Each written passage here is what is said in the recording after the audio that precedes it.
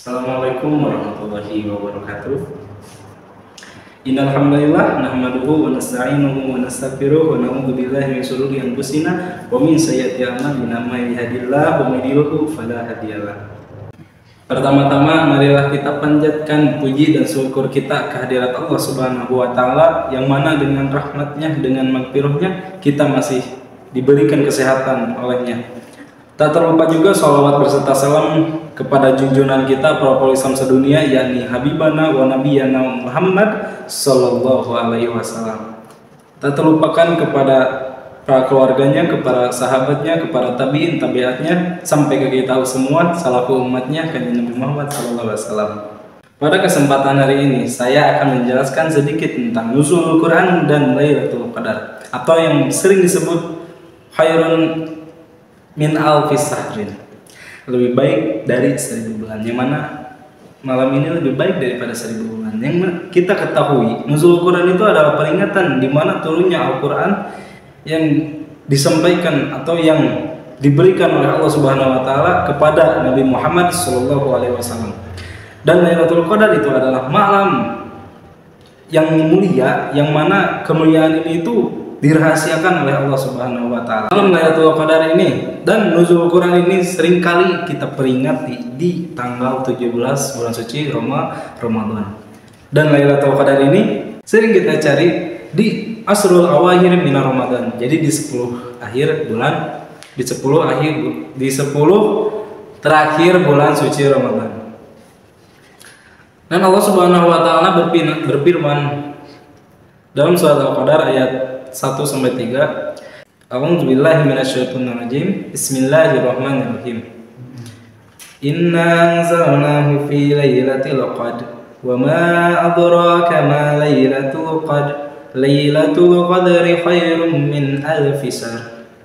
Yang artinya sesungguhnya telah diturunkan Al-Qur'an pada malam kemuliaan. Dan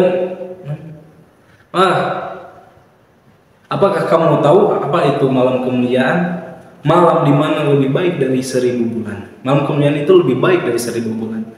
Dari ayat di sini Allah Subhanahu wa taala menjelaskan bahwasanya pada malam Lailatul Qadar itu lebih baik daripada malam 1000 bulan, yang mana begitu besar, begitu banyak pahala-pahala yang Allah berikan, yang Allah turunkan ketika seseorang mendapatkan malam Lailatul Qadar ini. Karena malam Lailatul Qadar ini sangat dirahasiakan sehingga hanya orang-orang terpilihlah yang mana mampu mendapatkan malam Lailatul Qadar ini.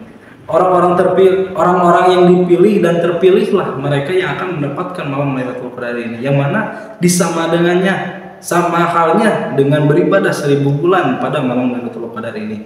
Jadi disebandingkan antara pahala dan apa yang dia kerjakan. Karena malam Lailatul Qadar ini 1 kali dalam 1 tahun, yaitu di bulan suci Ramadan. Sampaikan Rasulullah Shallallahu Alaihi Wasallam bersabda pada hadisnya, kalau Rasulullah Shallallahu Alaihi Wasallam, taharru Lailatul Qadri fil witri min asyratil awakhir minar Ramadan. Carilah olehmu sekalian di dalam witir atau di dalam hari-hari ganjil pada 10 hari terakhir bulan suci Ramadan. Lanjut, eta nu amalan. Setelah kita mengetahui bahwasanya malam Lailatul Qadar itu ada di 10 akhir bulan suci Ramadan, maka terdapat amalan-amalan yang mana kita harus lakukan pada 10 akhir bulan suci Ramadan itu. Yang pertama, salat tahajud. Salat tahajud ini salatun nawafil yang mana disunahkan dilaksanakannya salat tahajud ini setelah tidur. Maupun itu tidur setelah maghrib atau sebelum isya, maupun itu tidur setelah isya. Maka setelah bangun itu kita diharuskan untuk melaksanakan sholat tahajud. Memang sholat tahajud itu pahalanya sangat besar. Sampaikan Allah menjanjikan siapa yang melaksanakan 2 rakaat sebelum fajar, maka dia akan mendapatkan langit dan bumi dan isi semuanya. Pahalanya sama halnya seperti itu. Begitupun ketika malam bulan suci Ramadan, maka dia akan mendapatkan pahala yang sangat besar dan sangat limpah luas. Dan yang kedua, yaitu membaca Al-Quran. Membaca Al-Quran ini juga suatu amalan yang diharuskan oleh Rasulullah SAW. Karena apa? Karena dalam membaca Al-Quran ini kita berlipat-lipat ganda pahala yang kita dapatkan. Membacanya saja sudah mendapat pahala, apalagi ketika bulan suci Ramadan. Dan selanjutnya itu berzikir dan berdoa. Berzikir dan berdoa ini dianjurkan juga oleh Rasulullah SAW. Karena apa? Dalam berzikir dan berinfak ini, kalau misalnya berzikir kita memohon ampunan kepada Allah yang sebanyak-banyaknya. Bagaimana Rasulullah SAW pun dalam satu hari beliau terus berzikir dan meminta ampunan kepada Allah Subhanahu Wa Taala selama 70 kali. Itu dalam suatu hadis di dalam kitab Riyadhus Shalihin. Dan berimpak kepada sesama muslim itu sangat dianjurkan oleh Rasulullah SAW. Karena apa? Karena kita membantu satu sama lain dalam berimpak ini. Mungkin ketika bulan Ramadan ini mereka sangat membutuhkan suatu makanan. Untuk apa? Untuk berbuka puasa.